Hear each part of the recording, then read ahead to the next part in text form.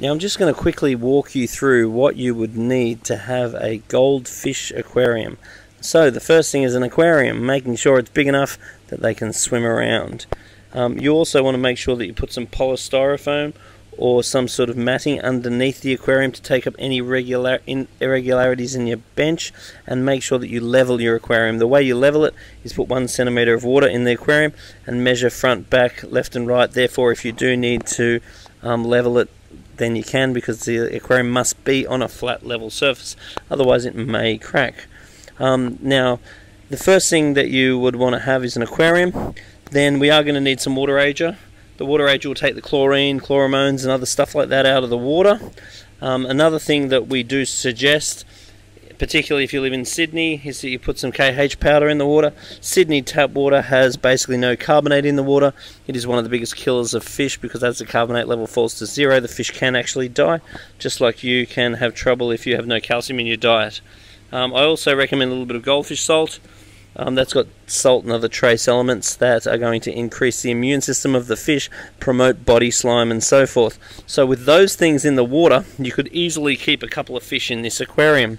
Now the first thing that you're going to run out of is oxygen. So if you're able to get an air pump, and what this will basically do is allow you to run an air stone, so you've got the bubbles in the aquarium. So the first factor that you're going to get affected by is oxygen, because if you have a couple of fish, then those fish will swim around, assuming the fish have fish food. Then the fish will start to demand oxygen. So 2 fish in this tank would be fine without an air stone. Then adding an air stone, you could probably fit 3 fish in the tank. Then as you start to get more fish, as the fish are producing more waste, then you really want to consider putting a filter on the aquarium. Now the filter is going to contain good bacteria, which is going to grow inside the filter. And the most important thing about the filter is that when you have the filter on, it's got to agitate the surface.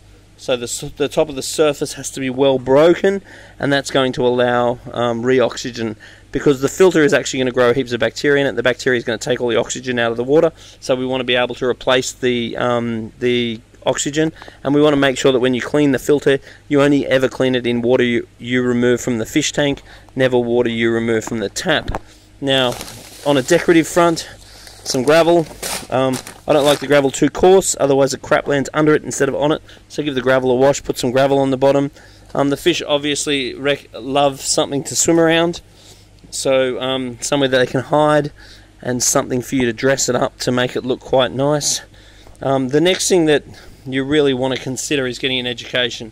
So this is my aquarium and pond DVD. It pretty much outlines everything that you need to know to keep fish. Now goldfish do not need a heater, so therefore you don't need to worry about a heater. It is nice to have a light on the aquarium. So this is like a nice little LED light. You'll light the tank up. I only tend to have the light on when you're likely to be watching the fish, so you don't get increased algae or anything. Now a glass lid, doesn't hurt to have a glass lid on the top of the tank, because some goldies will jump.